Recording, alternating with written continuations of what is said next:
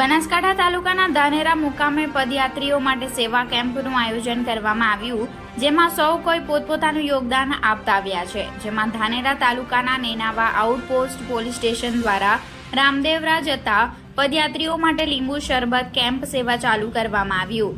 પદયાત્રીઓને સારી એવી સગવડ આપવામાં આવી રહી છે, જેમાં સ્ટાફ, જીઆરડી સ્ટાફ, પોલીસ સ્ટાફની કામગીરી બિરદાવવા લાયક છે। Reporter Ramesh Trivedi, Gujarat crime news, Dhanera.